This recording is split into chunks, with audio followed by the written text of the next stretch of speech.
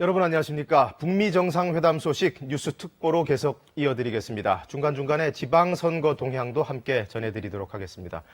먼저 베이징을 연결하도록 하겠습니다. 중국 쪽 소식을 제일 먼저 알아보는 이유는 지금 김정은 위원장이 타고 가던 비행기가 평양으로 곧바로 가지 않고 중국을 들렀다, 이런 얘기가 나오고 있기 때문입니다. 김진우 특파원을 연결하겠습니다. 자, 김정은 위원장의 베이징 도착설, 신빙성이 좀 있는 정보인가요? 네, 아직까지는 완전히 확인되지는 않았습니다. 지금 말씀하신 대로 평양으로 향하던 항공기 2대 가운데 한 대가 베이징에 내렸기 때문인데요. 이 항공편에 김정은 위원장이 탑승을 했는지, 그래서 김 위원장이 베이징에 도착했는지 현재 확인 작업을 하고 있는 상황입니다. 그러니까 베이징의 공항이 여러 군데여서요, 저희가 확인하고 있는데 시간이 걸리고 있습니다. 외교 소식통은요, 김정은 위원장이 베이징에 도착했을 가능성이 있다고 밝혔습니다. 그리고 시진핑 중국 국가주석과 만날 것으로 보인다고도 얘기를 했습니다. 그런데요, 또 일각에서는 현재 베이징에 도착한 항공편에는 김정은 위원장이 아니라 김영철 부위원장이 탔을 것이라고 이렇게 분석을 하고 있습니다. 중국 지도부의 북미 정상회담 결과를 설명하기 위해서 김영철 북한 노동당 부위원장 등이 내렸을 가능성도 있다는 겁니다. 김정은 위원장의 베이징 도착 여부는 확인하는 대로 다시 전해드리도록 하겠습니다. 알겠습니다. 중국 정부는 어제 회담에 대해서 어떻게 평가를 내리고 있습니까? 네, 중국 외교부는 성명을 통해서요, 북미 정상회담이 한반도 비핵화와 정치적 해결 프로세스에 중요한 진전을 이뤄냈다, 이렇게 높이 평가를 했습니다. 이와 함께 중국은 주요 당사국으로서 비핵화 실현과 한반도 평화 체제 구축에 함께하길 바란다면서 중국 역할론을 다시 강조했습니다. 왕 외교부장은 북한과 미국이 대등하게 마주 앉아 대화했다는 것 자체가 새 역사라며 의미를 부여했습니다. 그러면서 북한 측의 합리적인 안전의 우려를 해결해야 한다고 말하는 등 북한의 입장을 대변했습니다. 네, 말씀 들어보니까 역시 북한 쪽 편을 제일 들어주는 건 중국인 것 같은데, 이 대북 제재에 대한 지원 사격도 있었다면서요? 네, 그렇습니다. 외교부 브리핑에서 껑샹 외교부 대변인이 이렇게 얘기했습니다. 북한이 유엔 안보리 결의를 이행을 한다면 대북 제재를 조정해야 한다, 이렇게 말을 했습니다. 어떻게 보면 다소 원론적인 얘기로 할 수도 있지만요, 이 시점에 중국이 명시적으로 대북 제재 조정 해제 문제를 언급했다는 점이 주목이 됩니다. 북한이 비핵화 관련해서 어떤 단계적 조치에 들어갔을 때 중국이 러시아 등과 연합해서 제재 조정 또는 해제를 주장할 가능성이 엿보이는 부분입니다. 그동안 항상 북한에 대해 큰형 역할을 강조해왔던 중국입니다. 이제 앞으로는 어떤 행보를 보일까요? 네, 말씀하신 대로 중국은 이번 북미회담에 싱가포르 방문길과 귀국길에 중국 항공기를 제공하면서요, 북한의 큰형임을 과시했는데요. 시진핑 주석의 북한 방문설도 지금 솔솔 흘러나오고 있습니다. 어쨌든 적절한 시기에 북한이 중국의 회담 내용을 설명할 기회를 가질 것으로 보이는데요. 앞서 말씀드린 대로 김영철 부위원장이 바로 오늘 설명할 수도 있어 보입니다. 북미 회담으로 미국과 가까워진 북한이 기존의 한미대 북중 관계에 어떤 변화를 줄지, 중국은 북한에 대해 어떻게 영향력을 행사해야 할지 지금부터가 외교전의 시작이라고 볼 수 있습니다. 지금까지 베이징에서 전해드렸습니다. 자, 이번에는 미국으로 가보겠습니다. 워싱턴 지국의 이재원 특파원이 연결돼 있습니다. 자, 이 특파원, 일단 트럼프 대통령 귀국 동정부터 알아볼까요? 지금 어디쯤 가 있을까요? 네, 트럼프 대통령은 귀국길에 괌 그리고 하와이 진주만을 들릴 계획이라고 앞서 백악관이 밝힌 바가 있습니다. 괌과 하와이는 북핵 위기가 한층 고조됐을 당시에 미국 내에서는 가장 민감한 지역이었는데요. 트럼프 대통령이 탄 전용기는 우리 시간으로 오전 4시가 조금 넘어서 괌의 앤더신 공군기지에 착륙해 약 1시간 반쯤 머물다가 지금은 하와이 진주만에 있는 히컴 공군기지로 향하고 있는 중입니다. 자, 워싱턴 정가하면 그동안 사실 북한에 대한 적대감이 참 깊었던 곳인데 어제 회담에 대해서 어떤 평가를 내놓고 있습니까? 네, 여당인 공화당은 북미 정상회담의 역사적 만남이다라는 데 의미를 부여한 반면에 야당인 민주당은 일방적으로 북한에 양보한 협상이다라고 비판을 했습니다. 공화당의 미치 메코넬 상원 원내대표는 상원 연설을 통해서 북미 정상의 이번 합의를 지지한다고 환영 입장을 밝혔습니다. 다만 북한이 합의를 지키지 않으면 최대 압박 정책으로 되돌아갈 수 있는 준비를 해야 한다고 덧붙였습니다. 린지 그레이엄 상원 의원은 언론 인터뷰에서 이번 북미 합의에 대해서 의회 투표를 원한다고 말했는데 사실상 상원 비준을 통해 회담 결과를 입법적으로 뒷받침하겠다는 의미로 받아들여집니다. 반면에 척 슈머 민주당 상원 원내대표는 이번 합의가 매우 걱정스럽다고 했습니다. 트럼프 대통령이 북한에 대한 지렛대를 포기했다고 비판했습니다. 낸시 펠로시 민주당 하원 원내대표도 김정은 위원장의 비핵화 약속은 모호했다고 지적하면서 서둘러 공동 합의문을 발표함으로써 북한 위상이 미국과 같은 수준으로 높아졌다고 꼬집었습니다. 미국 언론들도 그 트럼프에 대한 찬반 기류가 극명하게 엇갈리는 것 같은데 이번에는 어떤 반응들이 나오고 있습니까? 네, 미국 언론들은 대체로 북미 회담 자체에 대해서는 역사적 만남이라며 일단 평가하는 분위기입니다. 북미 관계 개선의 첫발을 뗐다는 점에서 의미를 부여할 만하다는 평가가 나옵니다. 하지만 공동성명 내용과 관련해서는 주류 언론의 평가는 대체로 인색한 편입니다. 가장 큰 이유는 성명에 CVID, 즉 완전하고 검증 가능하며 불가역적인 비핵화라는 표현이 빠졌고 비핵화의 시간표도 없다는 겁니다. 월스트리트저널은 이에 대해서 중요한 결과물이 포함되지 않았다고 지적했고 AP통신은 회담이 실패했다는 혹평을 내놓기도 했습니다. 언론들이 특히 더 주목한 부분은 협상이 진행되는 동안 군사연습, 즉 한미연합훈련을 중단하겠다는 트럼프 대통령의 기자회견 발언입니다. 워싱턴 포스트는 한미연합훈련 중단은 중국이 먼저 요구했던 사안이라고 보도했고 CNN의 짐 아코스타 기자는 트럼프 대통령은 미국은 아무것도 포기한 게 없다고 했었는데 한미연합훈련 중단은 아무것도 아닌 게 아니다라고 지적했습니다. 지금까지 워싱턴에서 전해드렸습니다. 네, 이재훈 특파원이었습니다. 다음은 일본입니다. 도쿄 지국을 연결하겠습니다. 나시나 특파원, 일본은 그동안 이 재팬 패싱 우려 때문에 상당히 가슴 졸이면서 이번 회담도 지켜봤을 텐데 회담 결과가 나오니까 상당히 미묘한 반응을 보이고 있죠. 예, 그렇습니다. 북미 공동성명 직후 일본 정부는 곤혹스러운 표정으로 평가를 보류한다는 입장을 냈습니다. 트럼프 대통령이 일본이 납치 문제를 거론했다고 말한 뒤에야 협상 결과에 환영한다는 뜻을 밝혔습니다. 아베 총리는 어제 저녁 관저에서 기자들과 만나 북미 회담에 이르기까지 트럼프 대통령의 리더십과 노력에 경의를 표한다고 말했습니다. 특히 일본 입장에선 중요하고 간절한 문제, 납치 문제를 명확히 제기해준 데 대해 감사의 뜻을 밝혔습니다. 아베 총리는 어젯밤 9시 반부터 트럼프 대통령과 전화회담을 가진 뒤 또다시 기자들과 만났습니다. 김정은 위원장이 한반도의 완전한 비핵화를 명확히 약속한 것은 의의가 크다고 높이 평가했습니다. 또 유엔 안보리 결의의 완전한 이행을 요구하는 미일의 기본 방침을 확인했다고 말했습니다. 북미 회담에서 거론된 납치 문제는 결국 일본과 북한이 직접 마주보고 해결해야 한다면서 북일 정상회담 추진 의사를 거듭 밝혔습니다. 자, 싱가포르 현지에도 일본 기자들이 상당히 많이 보이던데 이제 기사들은 어떻게 내놓고 있습니까? 예, 김정은 위원장이 비핵화를 직접 약속한 것을 높이 평가하지만 합의의 구체성이 부족하다는 반응이 나오고 있습니다. 오늘 조간신문들은 일제히 북미 회담 내용을 일면 머릿기사와 분석기사, 사설 등으로 크게 보도했습니다. 대부분 김 위원장 비핵화 약속, 북미 완전 비핵화 확인 등을 제목으로 뽑았습니다. 트럼프 대통령이 북한에 의한 일본의 납치 문제를 거론한 점도 주목했습니다. 비핵화 약속과 체제 보장 약속에 의미를 부여하면서도 북미 공동성명에 구체적 내용이 부족하다는 지적이 나왔습니다. 비핵화를 향한 구체적 행동과 검증 방법이 언급되지 않아서 아쉽다는 겁니다. NHK의 경우 북미 회담의 성과가 과거 6자 회담 때에 비해 구체성이 부족하다고 지적하기도 했습니다. 지금까지 도쿄에서 전해드렸습니다. 자, 일본 언론들 살펴봤고요. 북한 매체들도 오늘 아침부터 북미 정상의 공동 성명 채택 사실을 보도하기 시작했습니다. 특히 김정은 위원장이 한미연합훈련의 중단을 요구했고 트럼프 대통령이 이걸 이해했다 이렇게 전했습니다. 박석호 기자의 보도입니다. 북한 매체들이 북미 정상회담에서 채택된 공동 성명에 대해 보도했습니다.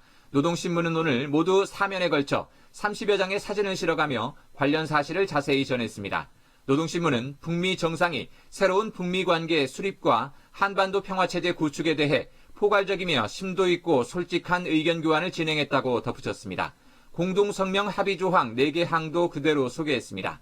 그러면서 북미 정상이 단계별 동시행동 원칙에 인식을 같이 했다고 전했습니다.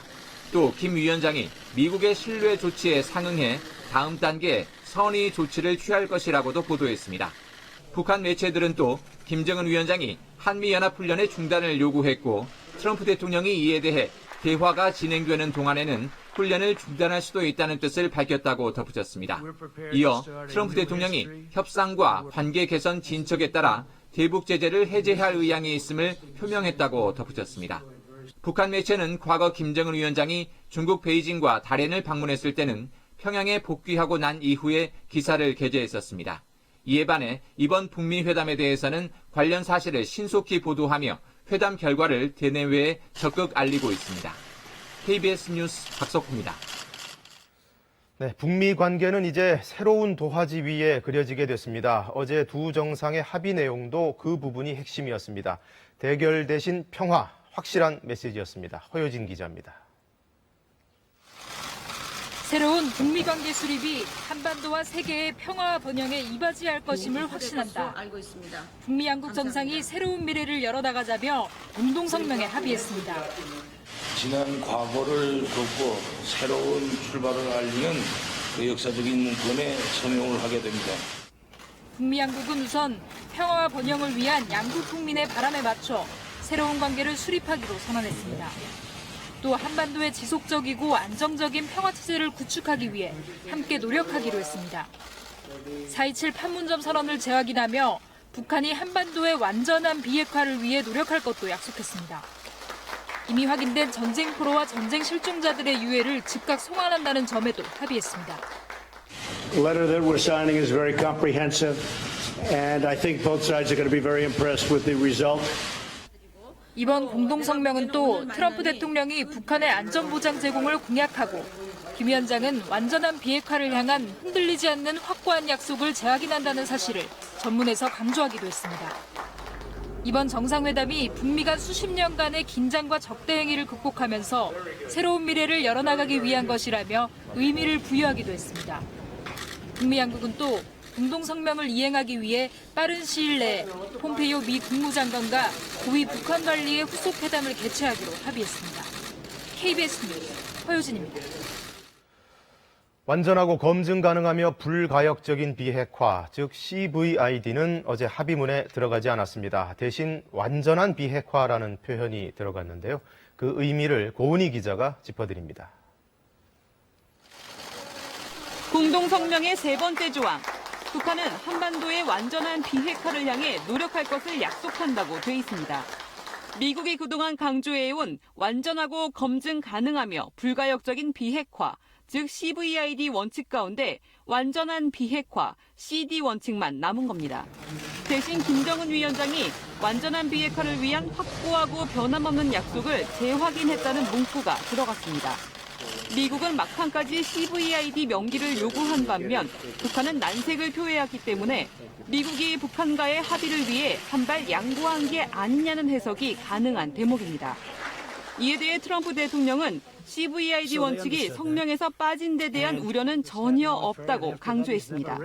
We talk about the guarantees and we talk about unwavering commitment to the complete denuclearization of the Korean Peninsula. This is the document that we just signed.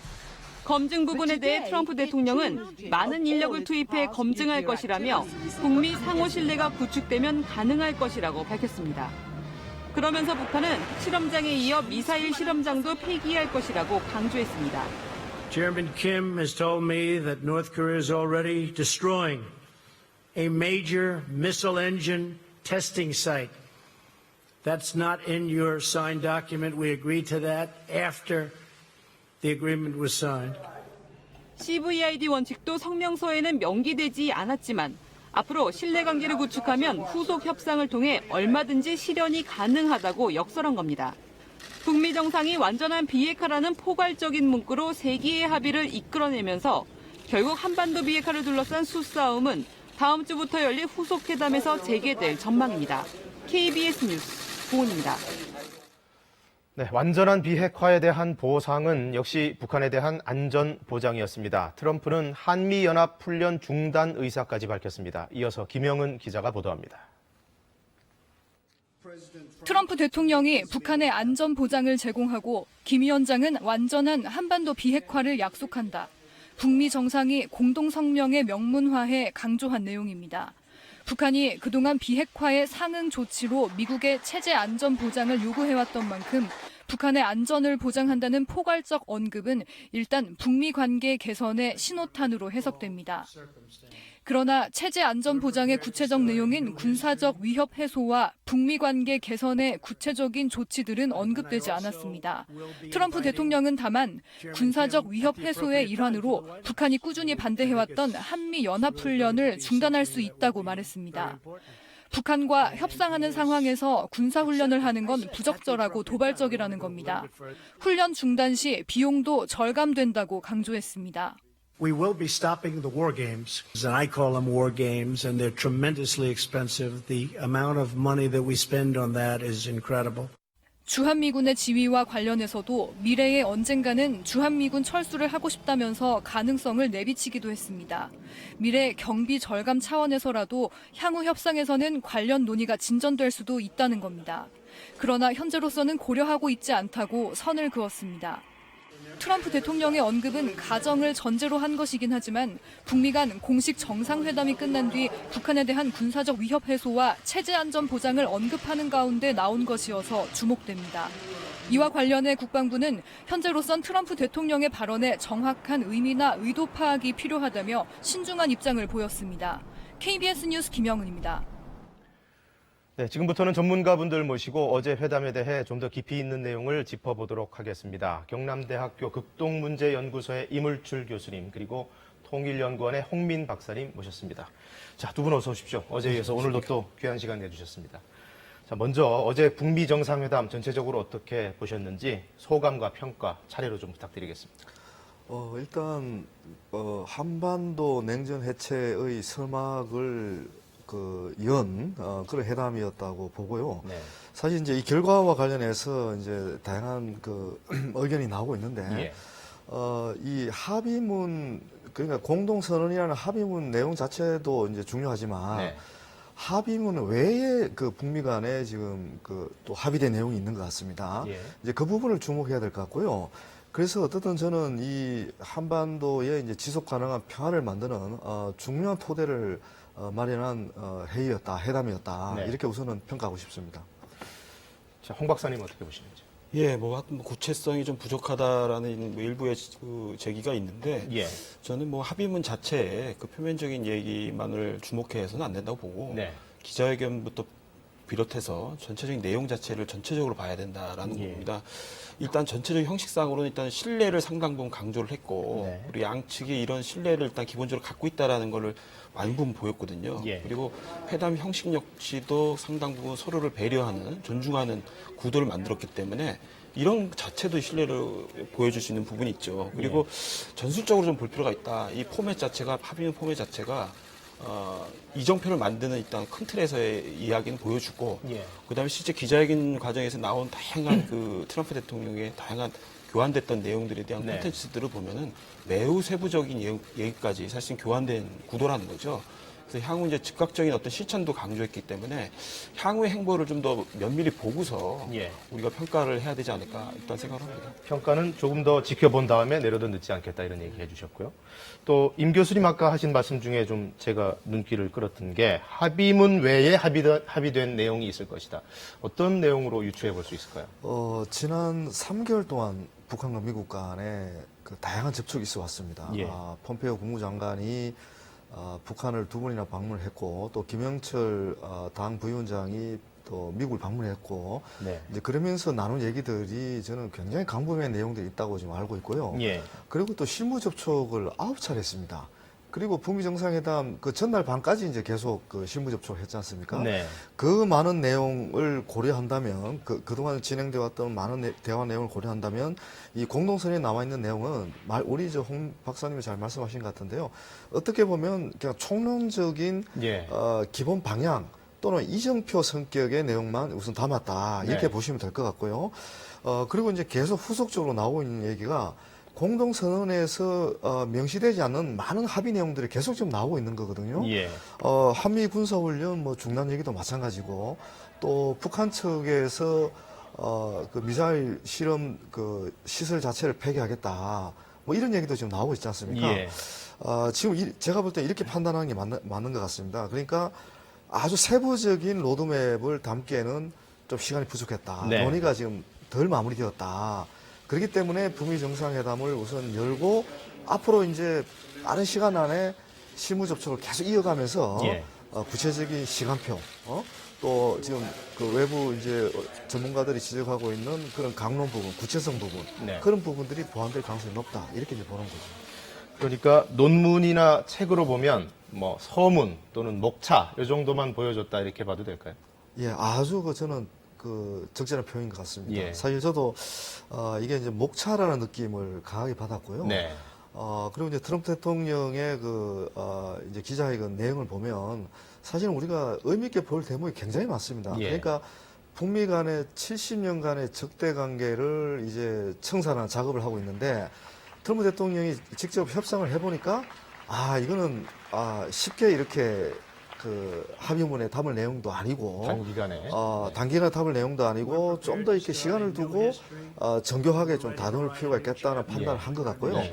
여기서 중요한 부분은 어떠한 공동선언문에 이 합의 이행을 빠른 시간 내에 하겠다는 겁니다. 예. 이 빠른 시간 내에 하지 않으면 또 이 빠른 시간에 하지 않으면 이게 동력을 가지기가 굉장히 어렵거든요, 지금. 예. 그러면서 빠른 시간에 한다는 것은 뭔가 로드맵이 없으면 빠른 시간에 할 수가 없습니다. 이행을 예. 할 수가 없습니다. 그런 부분 주목해야 될 것 같고요. 저는 또 특별히 주목하는 부분은 이 전쟁포로 실종자 문제 해결과 관련된 겁니다. 네. 사실 북한하고 과거에 미국하고 베트남하고 수교할 때 이 수교 과정을 앞당긴 결정적인 것이 베트남 전쟁 때 그 실종된 또는 사망한 많은 미군들의 그 유해를 발굴하고 예. 송환하면서 이제 미국과 베트남 간의 베트남이요. 수교가 굉장히 빠르게 진전됐거든요. 예. 그래서 이제 이 유해 송환 문제가 만약 북한이 정말 적극적으로 협력한다면 북미 간의 신뢰 구축에 상당한 기여를 할 수 있다. 예. 지금 나오는 얘기가 그지 않습니까? 북미 간의 신뢰 구축이 되면 CBRD도 빨리 추진될 수 있다는 게 지금 트럼프 네. 대통령의 얘기도 하고 또 북한의 또 얘기기도 하기 때문에 예. 그래서 이 신뢰 구축과 관련해서 비핵화 문제도 중요하지만 이 미군 전사자 유해 송환 네. 이걸 또 우리가 지켜볼 필요가 있다고 저는 생각합니다. 알겠습니다. 홍 박사님, 트럼프 대통령이 어제 일정을 마치고 그 ABC 방송과 한 네. 인터뷰를 보면 김정은이 모든 것을 비핵화할 것이고 또 따라서 북한의 전면적인 비핵화를 우리가 보게 될 것이다. 이렇게 아주 자신하는 발언을 했거든요. 근데 사실 서명문에는 CVID가 들어가지 않았음에도 불구하고 이 정도로 자신감을 보인 배경은 어디에 있다고 보십니까? 그러니까 저희가 합의문에서 자꾸 이제 완전한 비핵화라는 말을 CBRD하고만 자꾸 대비시켜가지고 네. 그게 동일하지 않다라는 자꾸 그런 관점을 보는데 예. 사실 한반도의 완전한 비핵화라는 이 말은 정치적 용법입니다. 네. 사실상 어법이죠. 왜냐하면 사실 CBID라는 것은 완전한 양측이 다 합의한 완전한 기준은 아니거든요. 예, 하나의 표현 방식이라고 표현 봐야 되는 방식이죠. 거죠. 그래서 네. 완전한 비핵화라는 말 속에는 사실상 CBID라는 내용 자체가 다 포함되는 녹아 들어가 포괄하는, 있다. 예, 그런 내용의 용법으로 봐야 되는데 너무 지나치게 이제 그걸 대비시키고 있다라는 것이고요. 네. 그리고 실제 이제 그 트럼프 대통령이 기자회견이나 여러 과정에서 얘기를 했지만 상당히 즉각적이고 신속한 이행을 이후에 할 것이다. 예. 그리고 북한의 지금 조선중앙통신 오늘 보도 내용도 선의의 조치로 자신도 뭔가를 행하겠다라는 얘기를 했거든요. 네. 그리고 실제 이제 미사일 실험장 폐기와 관련된 부분도 이미 얘기가 나왔고 예. 실행에 돌입할 것이다라는 얘기도 나왔습니다. 그래서 사실상 이런 세부적인 내용들이 굉장히 방대합니다. 근데 이 방대한 거를 합의문에 모든 걸 기술적 과정을 담을 것이라고 너무 보는 자체가 무리고 그래서 큰 틀에서 담았다면 아마 이후에 후속적인 회담을 통해서 굉장히 그 풀 텍스트를 갖춰간다. 이렇게 보시면 될 것 같아서요. 아마 제가 보기에는 그 ABC 방송에서 얘기했던 트럼프 대통령의 말은 예. 상당히 구체적인 기술적 과정도 사실 논의됐다. 네. 근데 그것의 어떤 타임 스케줄이나 여러 가지를 조절하는 과정들은 아마 이 후속 회담을 통해서 굉장히 빠른 방식으로 진행될 것이다 이렇게 봅니다. 확실한 근거가 있었기 때문에 할 수 있었던 말이다. 예, 이렇게 보면 그럼요. 되겠죠. 예, 예. 알겠습니다. 두 분 말씀 일단 여기까지 듣고 잠시 뒤에 다시 모시도록 하겠습니다.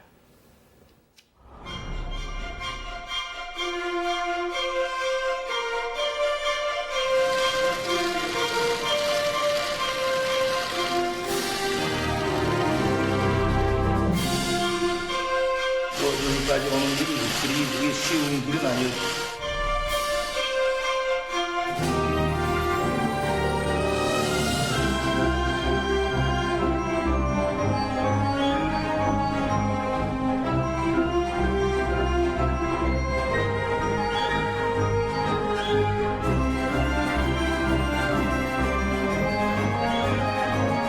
And we're going to take care of a very big and very dangerous problem for the world.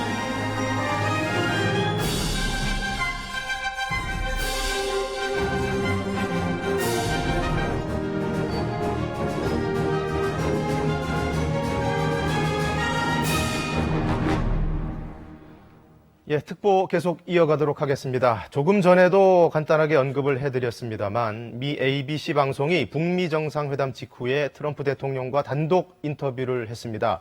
트럼프 대통령은 사업가의 직감으로 김정은 위원장을 믿는다 이런 말을 하면서 북한이 비핵화 합의를 성실히 이행할 것으로 확신한다고 강조했습니다. 뉴욕 김철호 특파원이 전해드립니다. 트럼프 미국 대통령은 북미 정상회담 직후 미 ABC 방송과의 인터뷰에서 평생 사업을 한 직감으로 김정은 위원장을 믿는다고 말했습니다. Over my lifetime, I've done a lot of deals with a lot of people, and sometimes the people that you most distrust turn out to be the most honorable ones. 독재자를 어떻게 신뢰할 수 있느냐고 앵커가 되묻자 향후 진행된 북미 고위급 협상을 지켜볼 것을 강조했습니다. How do you trust a killer like that? Will I come back to you in a year and you'll be interviewing? I'll say, gee, I made a mistake. That's always possible. You know, we're dealing at a very high level. A lot of things can change. A lot of things are possible. 선친인 김정일 국방위원장이 핵 합의를 지키지 못한 얘기를 하며 김정은 자신은 비핵화를 이루겠다는 의지를 밝혔다고 전했습니다. He said that, you know, there are reasons he didn't because he was let down by the United States, but that's irrelevant. What he's doing, and he very much said that. He said, you know, over the years, first of all, they've never gone this far. 불충분한 합의라는 이유로 지난 5월 폐기했던 이란 핵협정과 비교해 북핵 합의가 결코 가볍지 않은 거래라고 말했습니다. First of all, we're not paying $150 billion, okay? We're paying nothing from that standpoint other than you will see what happens. 트럼프 대통령은 자신의 경험을 토대로 김정은 위원장과 직접 대면한 점을 강조하며 김 위원장이 비핵화 합의를 성실히 이행할 것으로 믿는다고 말했습니다. 뉴욕에서 KBS 뉴스 김철우입니다. 예, 그리고 어제 회담이 끝난 뒤에 한미 정상 간의 전화 통화도 있었습니다. 문재인 대통령의 중재자 역할도 다시 주목을 받을 것으로 보입니다. 김지선 기자입니다. 문재인 대통령과 트럼프 미국 대통령이 북미 정상회담 직후 20분간 전화 통화를 했습니다. 문 대통령은 트럼프 대통령이 한반도는 물론 세계 평화를 위해 큰 토대를 놓았다고 했고, 트럼프 대통령은 실무진에서 이루기 어려운 기대 이상의 성과를 거두었다며 만족감을 표시했습니다. 청와대는 트럼프 대통령이 싱가포르를 이륙해 귀국길에 전용기에서 통화를 했다며 한미 정상이 이틀 연속 전화 통화를 한 건 한미 외교사에서 지극히 이례적인 일이라고 강조했습니다. 문 대통령은 북미 회담 결과에 대해 남북미가 함께 거둔 위대한 승리라며 환영했습니다. 전쟁과 갈등의 어두운 시간을 뒤로하고 평화와 협력의 새 역사를 써갈 것입니다. 그 길에 북한과 동행할 것입니다. 북미 회담 이후 후속 조치에도 속도가 붙을 것으로 보입니다. 폼페이오 미 국무장관은 14일에 문 대통령을 예방할 예정입니다. 문 대통령은 북미 회담 결과에 대한 폼페이오 장관의 자세한 설명을 듣고 한미 양국의 공조 방안도 논의할 예정입니다. 이번 북미 회담은 마무리됐지만 비핵화 세부 사항에 대한 협상은 이제부터 본격화된 만큼 문 대통령의 중재 역할도 더 커질 것이란 관측입니다. KBS 뉴스 김지선입니다. 네, 북미 양국은 어제 나온 합의문을 큰 틀로 놓고 앞으로는 세부적인 밑그림을 그려나가게 됩니다. 당장 다음 주에 폼페이오, 김영철 라인이 주도하는 후속 회담이 예고돼 있습니다. 유지양 기자가 보도합니다. 트럼프, 김정은 양 정상이 합의한 비핵화의 밑그림은 고위급 협상에서 그려가게 됐습니다. 양국은 공동성명에서 폼페이오 미 국무장관과 북한의 고위급 관리가 주도하는 후속 협상을 가능한 한 가장 이른 시일 내에 개최하기로 약속했습니다. 두 번이나 방북해 의제를 조율한 폼페이오 장관의 상대는 역시 미국을 방문해 친서까지 전달한 김영철 노동당 부위원장이 될 것으로 보입니다. 트럼프 대통령은 북한이 핵 미사일 실험장 폐쇄 약속을 했다면서도 완전한 비핵화는 상당히 걸릴 것이라고 말해 추가 협상이 필요함을 시사했습니다. Complete denuclearization. It takes a long time. Scientifically, you have to wait certain periods of time. 특히 미국은 북한의 핵 무기와 미사일을 조기에 반출해 폐기하는 방안을 요구하는 것으로 알려졌습니다. 폼페이오 장관도 정상회담 전날 기자회견에서 CVID만 수용할 수 있고 이 가운데 V, 검증이 중요하다고 밝혀 핵 사찰을 둘러싼 치열한 협상이 이어질 것으로 보입니다. 북한은 관계 정상화를 앞당기고 싶어 하지만 이번 회담에선 시기를 조율하지 못한 것으로 보입니다. 트럼프 대통령이 북미 수교는 가능한 한 빨리 원하지만 시기상조라고 밝히면서 평양, 워싱턴 연락사무소 개설 등은 고위급 협상 테이블로 넘어갔습니다. 후속 회담은 다음 주 개최된다고 예고된 만큼 실무회담 역시 속도가 붙을 것으로 예상됩니다. KBS 뉴스 유지향입니다. 한 번에 안 끝날 거라던 트럼프 대통령의 말은 사실이었습니다. 북미 정상회담은 이제 2차, 3차를 예고하고 있습니다. 자, 그렇다면 다음 회담은 언제, 어디서 열릴까요? 남승우 기자의 보도입니다. 첫 북미 정상회담 공동성명에 서명한 직후 트럼프 미국 대통령은 후속 회담 의사를 분명히 했습니다.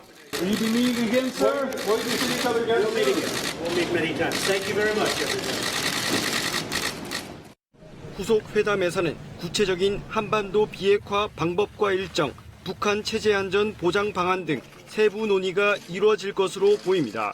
좀 더 많이 만나야 될 것 같고요. 앞으로 아마 실무회담과 정상회담이 번갈아서 열릴 가능성이 매우 높습니다. 2차 정상회담이 열릴 곳으로는 트럼프 대통령이 김정은 위원장을 초청하겠다고 밝힌 미국 워싱턴이 유력 후보로 떠올랐습니다. President, will you invite Chairman Kim to the White House? Absolutely, I will. 트럼프 대통령이 겨울 백악관으로 불리는 개인 별장인 플로리다 마라라고 리조트를 김 위원장에게 2차 회담지로 제안할 수 있다는 관측도 나옵니다. 김 위원장이 이달 초 트럼프 대통령에게 전달한 친서에서 평양 회담 개최를 제안했다는 설도 제기된 상태입니다. Will you travel to Pyongyang anytime soon? Well, at a certain time, I will. 분단의 상징 판문점이나 제3의 국가에서 개최될 가능성도 열려 있습니다. 2차 회담 개최 시기로는 오는 11월 미국 중간선거 일정을 고려할 때 올 가을이 될 것이란 관측이 외신을 중심으로 나오고 있습니다. KBS 뉴스 남승우입니다. 예, 계속해서 전문가분들과 얘기를 더 나눠보도록 하겠습니다.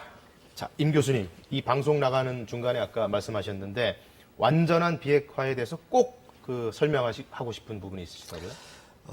이게 이제 북한의 이제 의도와 관련됐는데요. 네. 그동안 북한은 CBID라는 용어를 이제 계속 거부해 왔지 않습니까? 예. 그렇지만 실질적으로 이제 완전한 비핵화를 하겠다는 의지를 계속 강조를 해왔는데 예. 북한의 의도는 이렇습니다. 이 비핵화를 어떤 제재와 압박의 어떤 영향을 받아서 이렇게 하진 않겠다. 쉽게 말해서 강제적으로 어떻게 하고 싶지는 않다. 밀려서 하는 듯한 모양새를 예, 취하고 싶지 않다. 기본적으로 자기들이 선의를 가지고 예. 주동적으로 하고 싶다. 굉장히 중요한 말씀이에요. 예, 이런 얘기를 지금 하고 있는 거거든요. 네. 그리고 이제 과거 이제 지난 몇 개월을 살펴보면 북한이 이제 핵실험장도 스스로 폐기를 했고 예. 폭파하면서 이제 폐기를 했지 않습니까? 네네. 그리고 이제 미사일 엔진 실험장도 폐기하겠다. 예, 예. 이런 얘기를 했거든요. 실제로 일부 폐기를 했죠. 일부 폐기를 하고 그리고 이제 오늘 중앙통신에 나온 보도 내용을 보면 예. 미국 측이 진정한 신뢰 구축 조치를 취해준다면 네. 다음 단계에서의 추가적인 선의의 조치들을 네. 계속해서 취해 나가겠다. 예. 뭐 이런 입장을 얘기를 했거든요. 예. 이런 부분과 관련해서 이제 비록 북미 간의 공동 선언문에는 담겨 있지 않지만 예. 우리를 한번 믿어달라. 네네네. 그래서 미국 쪽에서 적절한 신뢰를 보여준다면 우리는 그에 상응하는 완전한 비핵화 조치를 단계적으로 이행하겠다. 네. 그런 메시지를 지금 김정은 위원장이 던진 거거든요. 예. 이제 그런 맥락에서 봐야 되는 거고, 그리고 과거에 사실은 미국의 민주당에서 네. 그러니까 이제 자기들이 집권할 때였죠. 예. 북미 제네바 기본 합의서 나오고 이럴 때 이 완전한 비핵화 관련해서 미국의 민주당은 이렇게 얘기를 했습니다. 이 검증이라든지 또 완전한 폐기 과정에서 가장 중요한 게 신뢰다. 예. 이게 신뢰가 뒷받침되지 않으면 우리가 완전한 검증, 완전한 비핵화가 불가능하다. 이런 식으로 이제 미국 민주당 인사들이 얘기를 했거든요. 예. 지금은 이제 완전히 반대로 얘기하는 거예요. 네. 이 합의문이 이제 좀 문제가 있다. 예. 구체적이지도 않고 비핵화 관련해서도 그 적시된 내용이 좀 부족하다. 이런 얘기를 하고 있지 않습니까? 근데 이 완전한 비핵화가 이루어지기 위해서 가장 중요한 요소는 네. 북미 간의 신뢰거든요. 예. 그 트럼프 대통령은 그 신뢰를 지금 토대로 해서 이게 완전한 비핵화 가능하다고 지금 믿고 있는 거고, 예. 또 김정은 위원장도 거기에 상응한 조치를 하겠다는 거거든요. 예. 하여튼 그런 맥락에서 우리가 이번 공동선언문도 그 함의를 좀 잘 살펴볼 필요가 있다 이렇게 생각을 합니다. 그 말씀하신 내용을 정리해 보면 북한은 이 비핵화라는 것을 꼭 협상과 계산의 결과로만 보는 게 아니라 어떤 선의와 대의의 측면에서 우리는 진정성을 갖고 하는 것이다. 이걸 강조하고 있고, 또 그런 차원에서 우리가 먼저 선의와 신뢰를 보일 테니 미국에서도 신뢰의 행보를 보여준다면 그때 가서 우리는 또 추가적인 조치들을 이행하겠다. 이런 메시지라고 보면 됩니다. 예, 그 부분이 굉장히 중요한 메시지고요. 예. 그래서 그 부분을 그런 김정은 위원장의 어떤 주장에 대해서 트럼프 대통령이 수용을 한 겁니다. 지금. 예. 그게 이제 가장 중요한 조치가 한미 군사훈련을 중단할 수도 있다. 예. 그 내용이거든요. 당장 8월 달에 2개월 후에 한미 을지 포커스 렌즈 훈련이 또 열립니다. 예.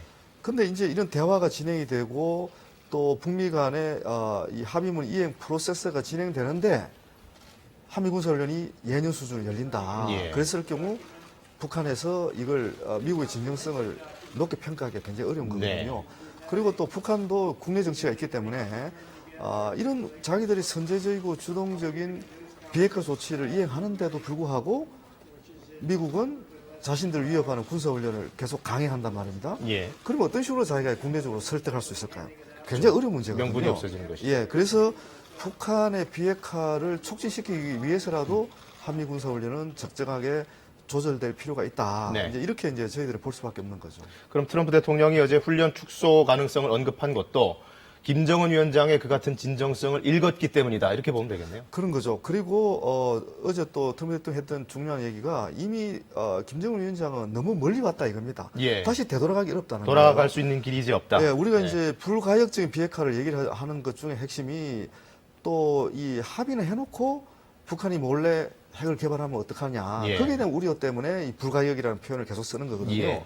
근데 지금 상황으로 봐서는 특히 트럼프 대통령이 자기가 오랫동안 많은 사람과 거래를 해본 또 협상을 해본 경험의 토대로 판단하면 김정은 위원장은 다시 돌아가기 어렵다. 예. 다시 핵을 개발하고 그런 어떤 군사주의로 전환되기는 어렵다. 이런 판단을 했다는 거거든요. 네. 저도 그런 판단을 좀 하고 있고 이런 부분에서 우리가 이제 북한의 변화 그리고 또 김정은 위원장이 직접 얘기했죠. 앞으로 전 세계는 놀라운 변화를 계속 보게 될 것이다. 예. 그런 얘기를 했거든요. 하여튼 그런 맥락에서 이번 합의는 정말 상당한 의미가 있다. 이렇게 평가할 수밖에 없을 것 같습니다. 그 말씀하신 내용의 연장선상에서 김정은 위원장 입장에서도 사실 그 대내적으로 그 북한 인민들에게 우리 이제 경제 개발하겠다, 잘 먹고 잘 살 수 있도록 하겠다 이렇게 공언을 해놓고 이제 와서 다른 길로 돌아갈 수는 없다는 얘기시죠. 그렇죠.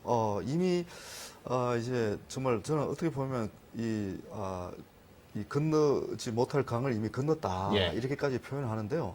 이번에 김정은 위원장이 싱가포르라는 회담 장소를 선택한 그 자체도 네. 이미 이제 경제 건설에 대한 자신의 의지, 열망을 예. 보여주고 있는 그런 상징적인 의미가 있다고 저는 보여지는 거고요. 네. 그리고 지금 최근에 북한 노동신문을 계속 보면 예.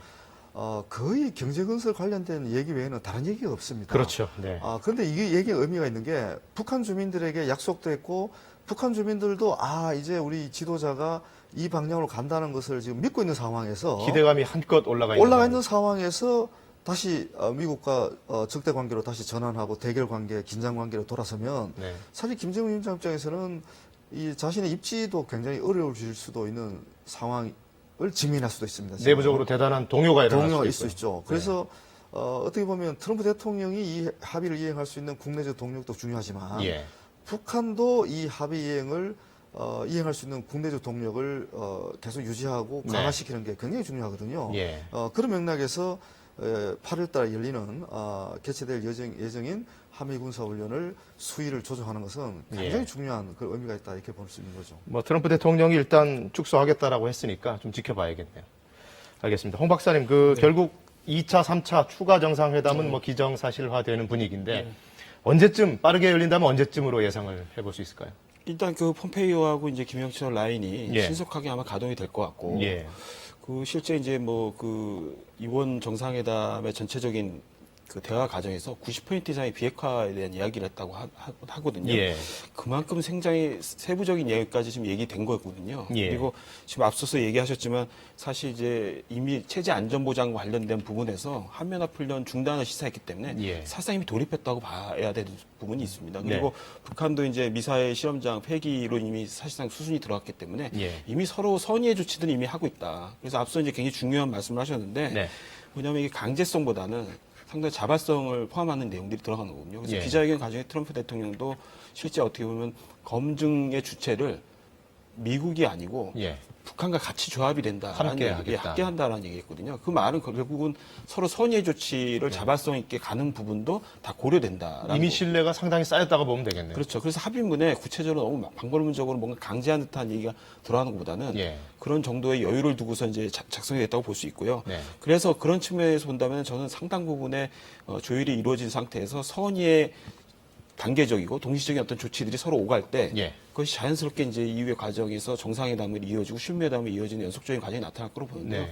기본적으로 저는 이제 우리 다 아시다시피 7월 27일 이제 정전 협정 체결 예. 65주년에 맞아서 아마 그 전후가 네. 상당 부분 남북미가 모일 수도 있고 네. 북미가 다시 한번 신무급 이상의 뭔가 접촉을 다시 한번 할 가능성, 그러니까 회담을 할 가능성도 있고 예. 또 9월이라는 또 9월 셋째 주에는 이제 유엔 총회가 예. 정기 총회가 있기 때문에 유엔 총회라는 기회가 상당히 국제 무대를 통해서 이 북미가 예. 합의한 어떤 평화의 어떤 로드맵 자체를 네. 보여줄 수 있는 아주 굉장히 큰 무대거든요. 그리고 예. 아마 그 김정은 위원장도 어떤 면에서는 단순히 그냥 북미 간의 어떤 합의 이상으로 국제사회 정상국가로서 네. 그리고 자신이 평화를 주도하고 있는 인물로서 이런 정도의 가치를 가진 사람이라는 걸 보여주고 싶어 할 가능성이 높거든요. 예. 그래서 저는 이제 많이 얘기 나왔지만 7월 27일이라는 기점과 네. 9월이라는 기점 그리고 올해 연말까지의 6개월이라는 이 기점, 이 시한 내부가 예. 이 시한이 상당히 중요한 고비들, 그러니까 소위 말해서 정상회담과 신회담이 반복적으로 일어날 수 있는 아주 중요한 예. 시기라고 봅니다. 예. 앞으로 훨씬 거창한 일들이 더 벌어질 수도 있겠네요. 지켜보면. 예, 예.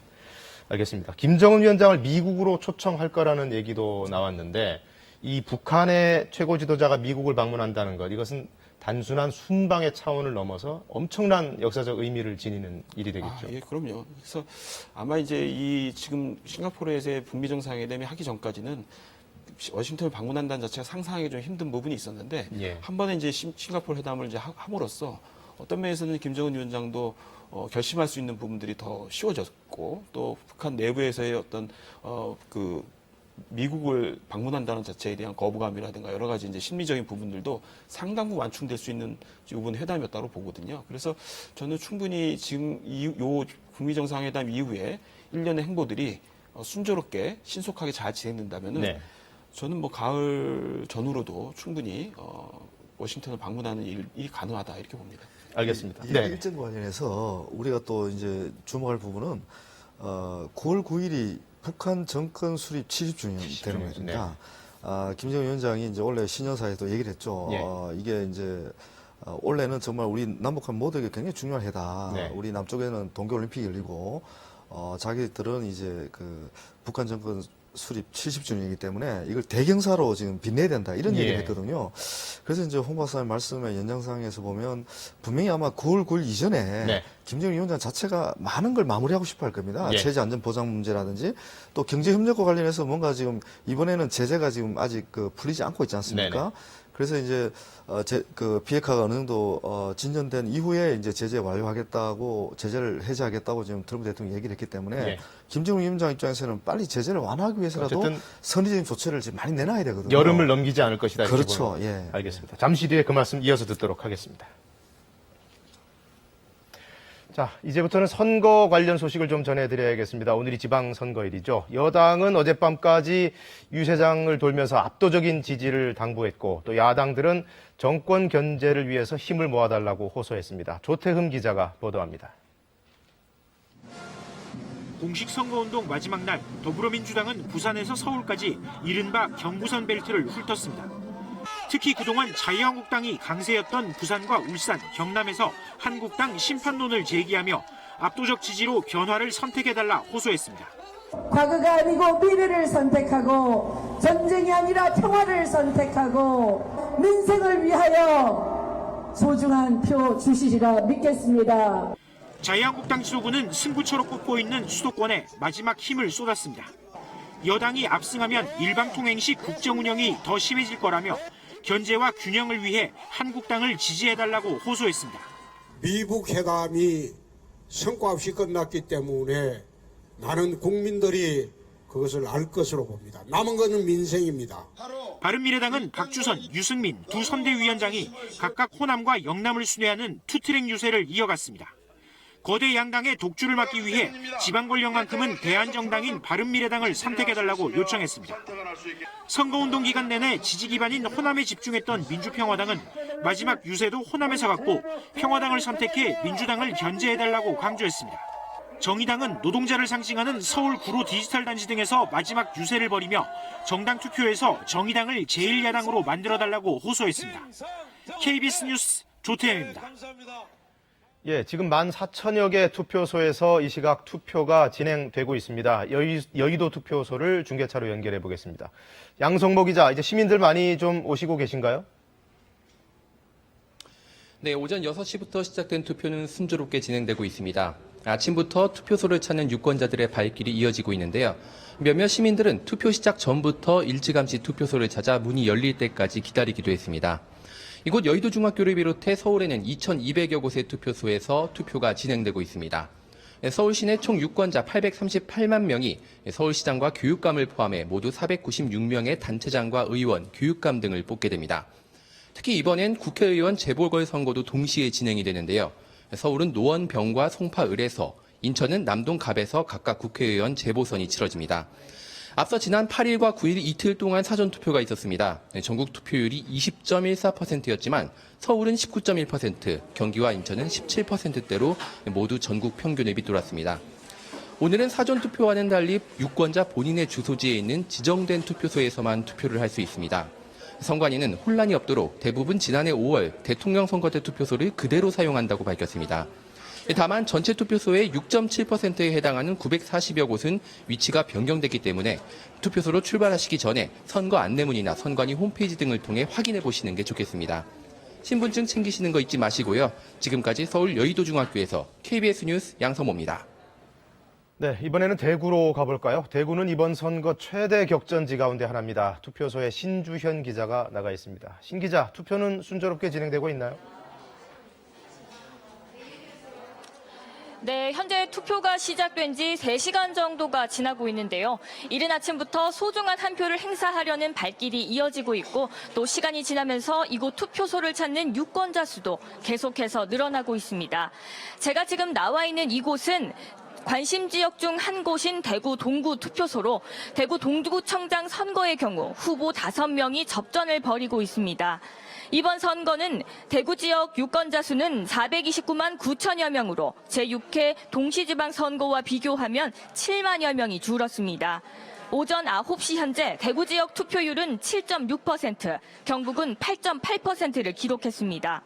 앞서 지난 7일과 8일 이틀 동안 진행된 사전투표에서는 대구가 16.43%, 경북은 24.46%의 투표율을 기록해 대구는 전국에서 사전투표율이 가장 낮았고 경북은 전국 평균보다 조금 높았습니다.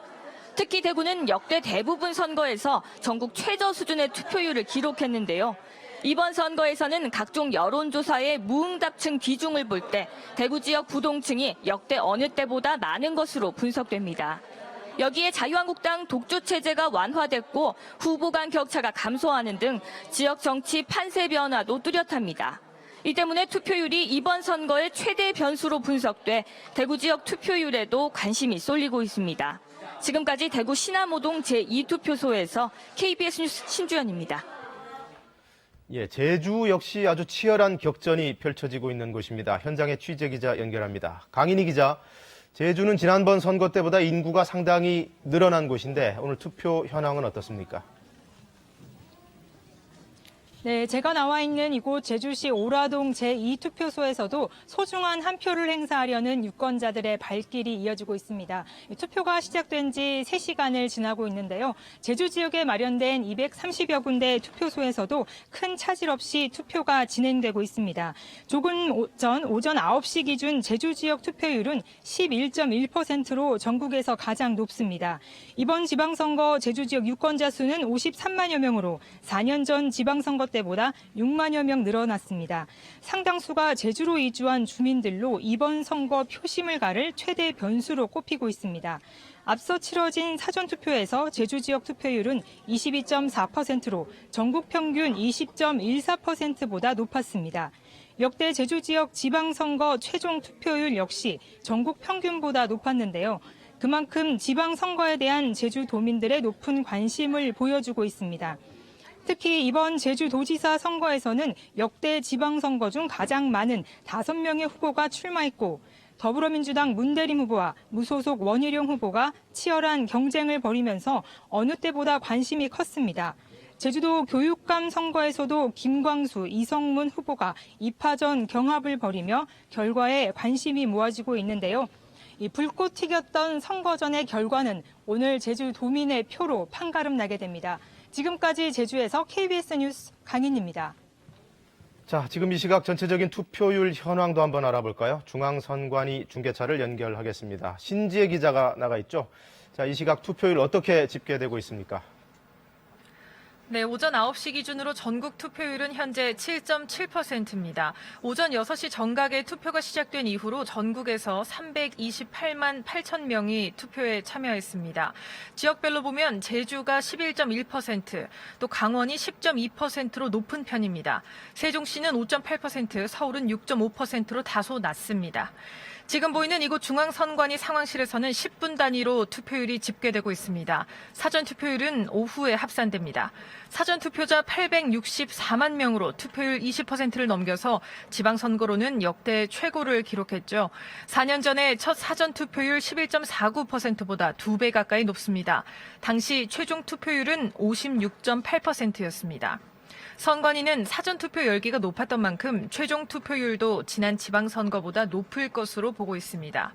투표 마감은 오후 6시입니다. 이후 전국 254곳에서 개표가 실시됩니다.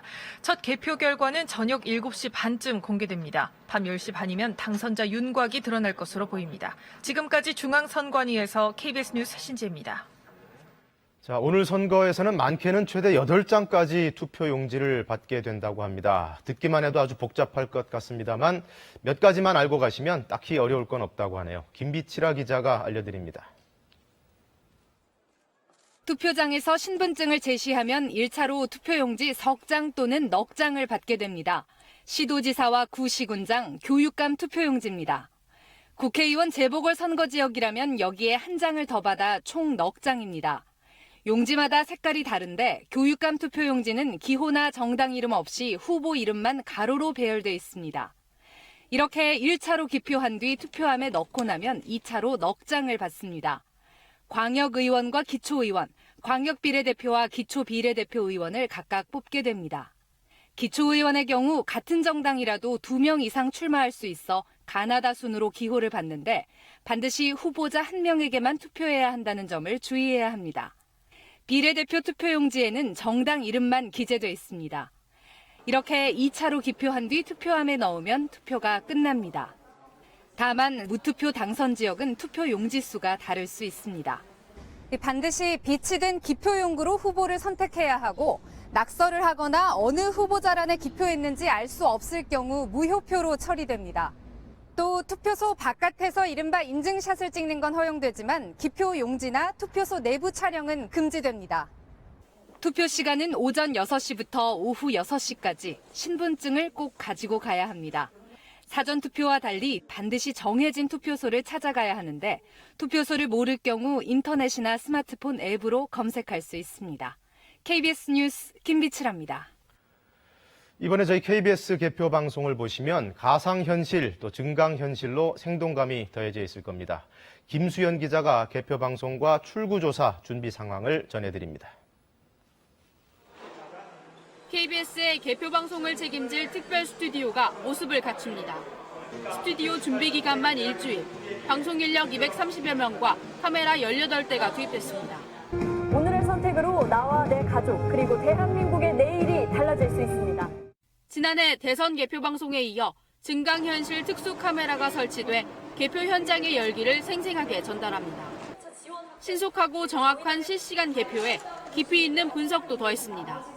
전문가가 실시간으로 개표 동향을 설명하는 K포럼과 유권자의 성향을 발빠르게 확인하는 심층 출구조사가 처음으로 도입됩니다. 지난 2004년 총선부터 도입된 자체 당선자 예측 시스템 디시전 K도 한층 더 개선됐습니다. KBS 개표 방송은 후보의 승패를 떠나서 선거의 의미, 유권자 여러분의 한 표의 가치에 대해서도 상세히 분석해드리겠습니다. KBS 6.13 지방선거 개표 방송은 오늘 오후 4시부터 KBS 1TV를 통해 방송됩니다. KBS 생중계 앱 마이K와 KBS 라디오 등으로도 실시간 개표 상황을 확인할 수 있습니다. KBS 뉴스 김수연입니다.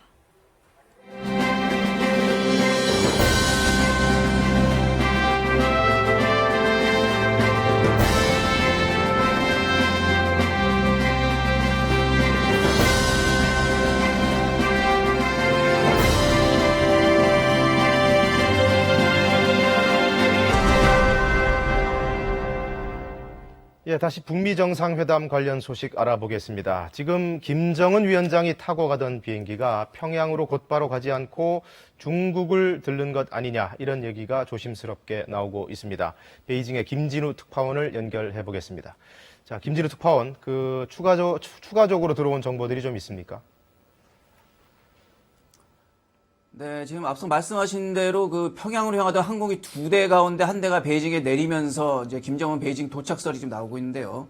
이 항공편에 김정은 위원장이 탑승을 했는지, 그래서 김 위원장이 베이징에 있는지 현재 확인 작업을 하고 있습니다.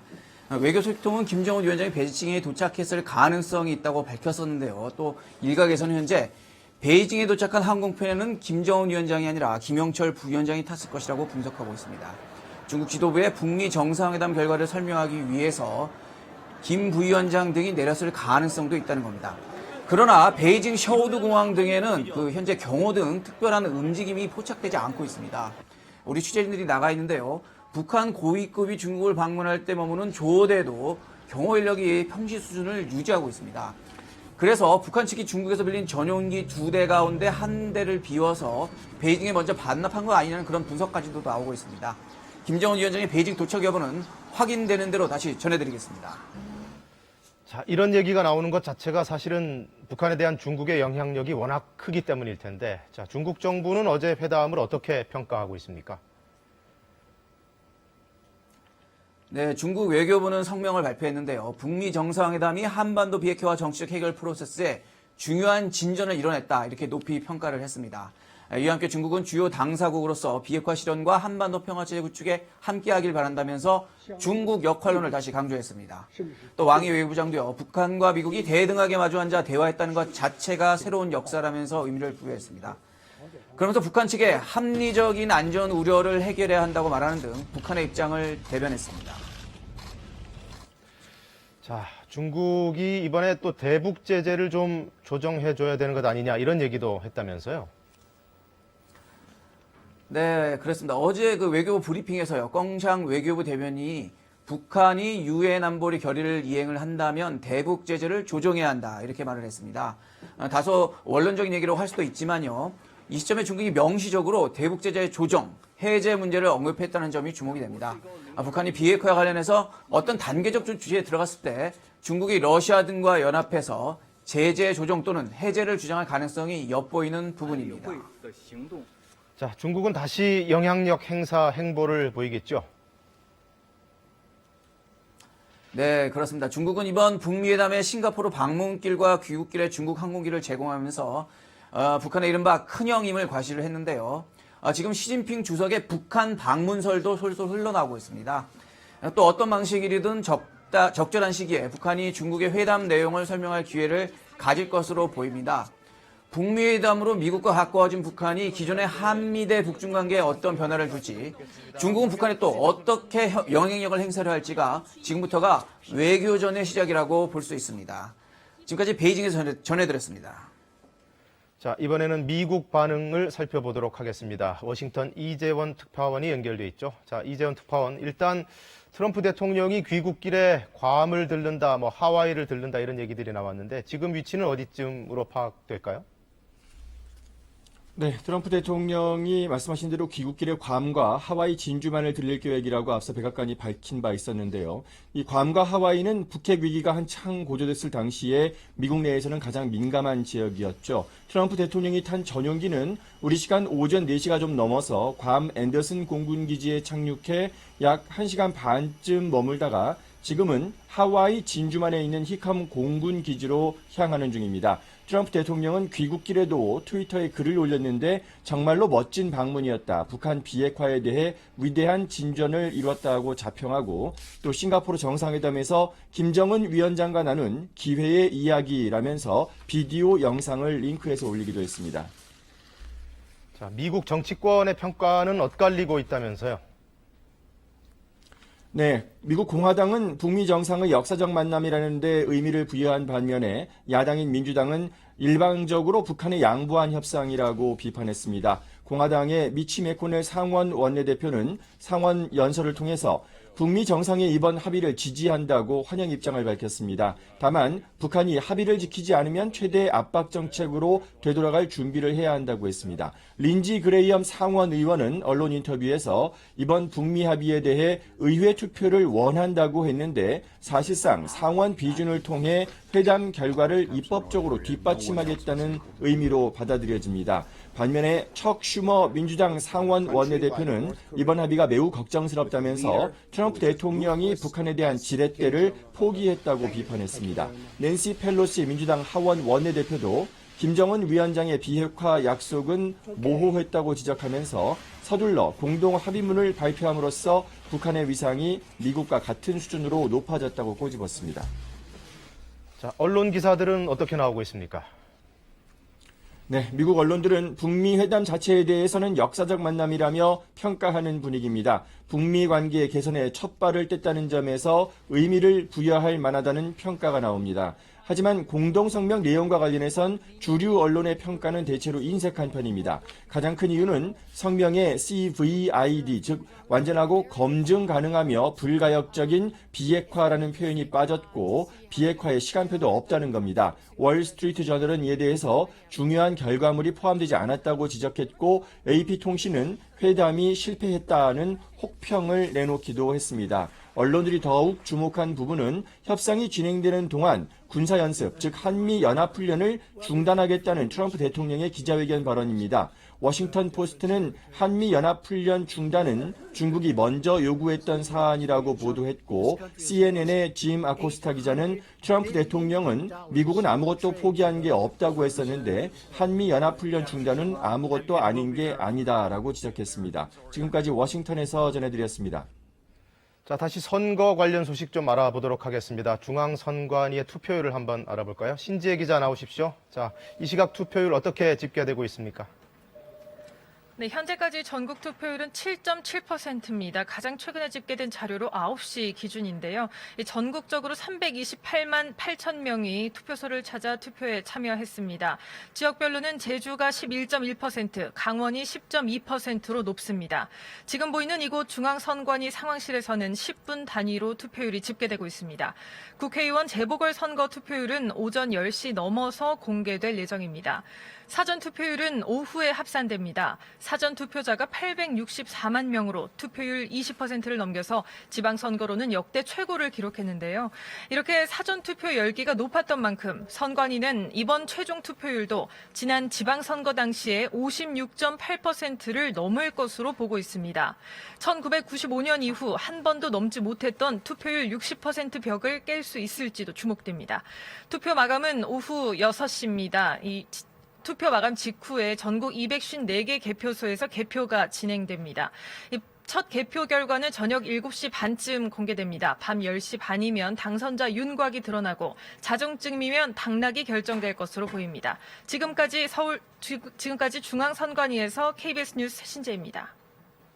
네, 지금까지 북미 정상회담 그리고 선거 관련 소식들 뉴스 특보로 전해드렸습니다. 모쪼록 아직 투표하지 않으신 분들은 오늘 중으로 꼭 소중한 한 표 행사하시면 좋겠습니다. 그리고 오늘 출연해 주신 두 분 사실 중요한 말씀 해주실 게 훨씬 많다고 하셨는데 시간 관계상 저희가 더 듣지 못해서 죄송합니다. 다음에 꼭 기회가 되면 또 모시도록 하겠습니다. 자, 오늘 시간 내주셔서 고맙습니다. 감사합니다.